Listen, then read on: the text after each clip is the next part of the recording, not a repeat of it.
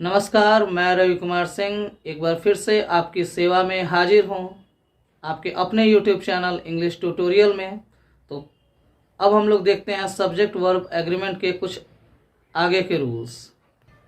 तो हमारा रूल कहता है most, most of, half, half of, some of, enough, enough, enough of, etc के बाद अगर काउंटेबल नाउन हो तो वो प्लूरल होगा और इसलिए उसके साथ वर्ब भी प्लूरल यूज होगा।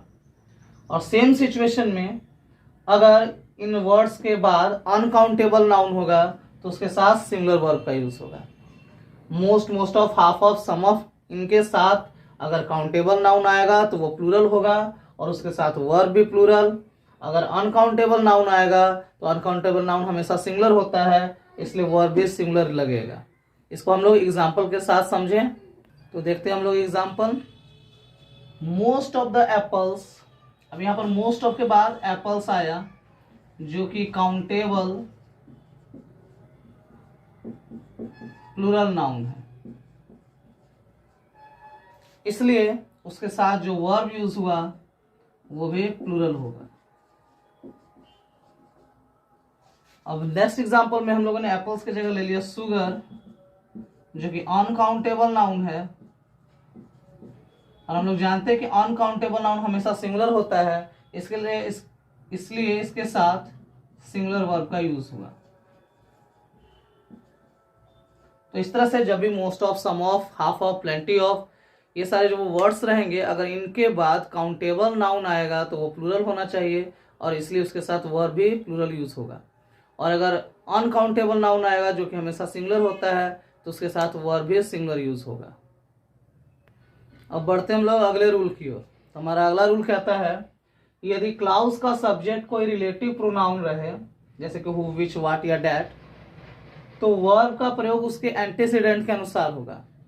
एंटीसीडेंट कहते हैं जो भी टर्म रिलेटिव क्लाउज के पहले आया हो, रिलेटिव क्लाउज के पहले आए हुए पद को उसका एंटीसीडेंट कहा जाता है। तो जब भी हम लोगों को वर्ब चुनना होगा जिसमें रिलेटिव प्रोनाउन का यूज हुआ हो तो हम लोग उसके एंटीसीडेंट के अनुसार उसके वर्ब का प्रयोग करेंगे। देखते हैं हम लोग कुछ एग्जाम्पल के साथ। तो समझते हैं एग्जाम्पल के थ्रू। यहाँ पर एक सेंटेंस है the man who is walking on the road is my friend, और इसमें एक क्लाउज है who is walking on the road. तो अब यहाँ पर आप क्या देखते हैं कि इसका जो सब्जेक्ट है वो एक रिलेटिव प्रोनाउन है। ये जो क्लाउज है who is walking on the road, इसका जो सब्जेक्ट हुआ वो एक रिलेटिव प्रोनाउन है। अब इसमें जो हमको वर्ब यूज करना है वो सिंगुलर होगा या प्लूरल, ये डिटरमाइन होगा इस रिलेटिव प्रोनाउन का जो एंटीसीडेंट है, यानी कि इसके पहले जो टर्म आया है। यहाँ पर हु किसके लिए आया है? मैन के लिए। और रिलेटिव प्रोनाउन के बदले में जो आया है, मतलब रिलेटिव प्रोनाउन जिसके लिए आया है वही टर्म उसका एंटीसीडेंट होता है। तो यहाँ पर जैसे कि हु जो है वो मैन के लिए आया है, वह आदमी जो रोड पर टहल रहा है। तो यहाँ पर जो हु आया है जो, वो आया इस आदमी के लिए। तो ये आदमी जो हुआ इस रिलेटिव प्रोनाउन हु का एंटीसीडेंट हुआ। तो इसमें जो वर्ब डिटरमाइन होगा वो इस मैन के अनुसार होगा। अब क्योंकि ये मैन जो है वो सिंगुलर है, इसलिए यहाँ पर जो वर्ब यूज होगा वो भी सिंगुलर यूज होगा। जस्ट सेम एग्जांपल है, बस हमने क्या कर दिया इस बार, मैन के जगह मेन कर दिया, प्लूरल कर दिया। The men who are walking on the road are my friends, अब फ्रेंड्स होना चाहिए। अब यहां पर भी वही आपका एक क्लाउज है who are walking on the road, इसमें भी हु एक रिलेटिव प्रोनाउन का यूज हुआ है और हम लोगों को वर्ब को डिटरमाइन करना है कि सिंगुलर होगा या प्लूरल। तो जिस प्रकार से पहले वाले में एग्जांपल में हम लोगों ने देखा था कि वहां पर वर्ब डिटरमाइन हो रहा है एंटीसीडेंट के अनुसार, उसी तरह से यहाँ भी एंटीसीडेंट के अनुसार ही डिटरमाइन होगा। और यहाँ पर आप हु का एंटीसीडेंट देख रहे हैं मेन, जो कि प्लूरल है, इसलिए जो वर्ब यूज हुआ वो भी हुआ प्लूरल। तो इस प्रकार से अगर रिलेटिव प्रोनाउन का यूज किया गया हो सब्जेक्ट के रूप में किसी क्लाउज में, तो वहां पर वर्ब का यूज उसके एंटीसीडेंट के अनुसार सिंगुलर या प्लूरल होगा। अब बढ़ते हैं अगले रूल की ओर। यदि सब्जेक्ट की बनावट noun plus preposition plus noun, noun plus preposition plus noun के रूप में हो, तो वर्ब का प्रयोग प्रीपोजिशन के पहले प्रयुक्त नाउन के अनुसार होगा। जैसे यहाँ पर दो नाउन्स हैं, एक प्रीपोजिशन के पहले और एक प्रीपोजिशन के बाद, तो जो वर्ब का यूज होगा वो प्रीपोजिशन के पहले वाले नाउन के अनुसार होगा, न कि प्रीपोजिशन के बाद वाले नाउन के अनुसार। एग्जाम्पल से और क्लियर हो जाएगा। तो देखें हम लोग एग्जाम्पल। हमारा एग्जाम्पल है first, a boy of this class is very intelligent. यहाँ पर आप लोग देखें सब्जेक्ट जो है a boy of this class, जिसमें बॉय एक नाउन हुआ, ऑफ एक प्रीपोजिशन है और क्लास एक नाउन है। तो आप देख रहे हैं प्रीपोजिशन के दोनों तरफ नाउन्स है, एक तरफ बॉय और एक तरफ क्लास। अब यहाँ पर वर्ब जो यूज करना है वो हम लोगों को क्लास के अकॉर्डिंग नहीं करना है, प्रीपोजिशन के पहले जो नाउन है उसके अकॉर्डिंग करना है। तो प्रीपोजिशन के पहले जो नाउन है वो है बॉय। अब क्योंकि ये सिंगुलर है इसलिए जो वर्ब यूज होगा वो सिंगुलर होगा।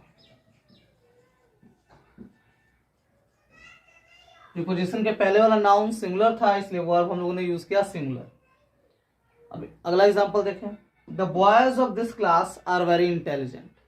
यहां पर भी बॉयज, इसके बाद ऑफ एक प्रीपोजिशन और क्लास एक नाउन। अब इस बार क्या हो रहा है कि जो प्रीपोजिशन के पहले जो नाउन है वो प्लूरल है, इसलिए जो वर्ब यूज होगा वो भी प्लूरल होगा। तो इसलिए हम लोगों ने यहां पर आर का प्रयोग किया है।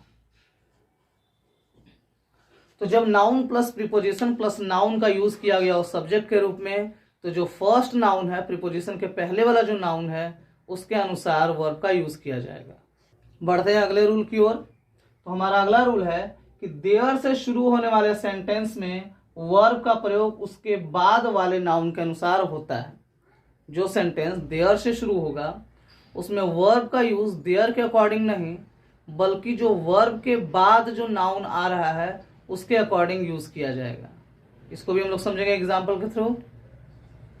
तो चलिए एग्जाम्पल देखते हैं। There is a book on the table. तो यहां पर देयर से शुरू हुआ सेंटेंस, लेकिन जो वर्ब का यूज किया गया है वो देयर के अकॉर्डिंग नहीं, बल्कि इसके बाद जो नाउन आया है ए बुक, इसके अकॉर्डिंग यूज किया हुआ है। अब ए बुक जो है वो सिंगुलर नाउन है, इसलिए ए बुक के अकॉर्डिंग भी इसका प्रयोग हुआ सिंगुलर। वहीं अगले एग्जांपल में there are books on the table. ये जो बुक्स है वो है प्लूरल,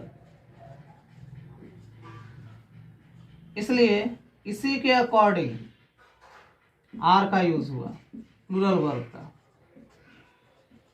तो जो देयर से शुरू होने वाले सेंटेंस होंगे उसमें वर्ब सिंगुलर या प्लूरल होगा, ये पता चलेगा उस वर्ब के बाद आने वाले नाउन के अनुसार। अगर नाउन सिंगुलर होगा तो जो वर्ब यूज होगा वो सिंगुलर होगा, अगर उसके बाद वाला नाउन जो है वो प्लूरल है तो वर्ब प्लूरल यूज होगा।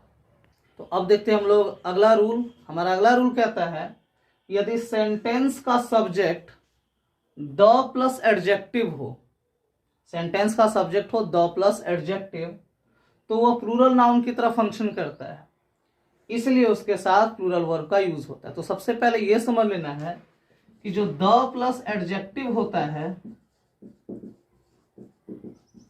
वो प्लूरल नाउन की तरह एक्ट करता है। जैसे अगर लिखा हुआ है द पुअर, इसका मतलब है द पुअर मेन,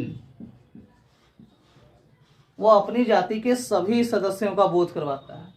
अगर लिखा हुआ है द ऑनेस्ट, तो इसका मतलब है सारे द ऑनेस्ट पर्सन जो हैं, द ऑनेस्ट मैन।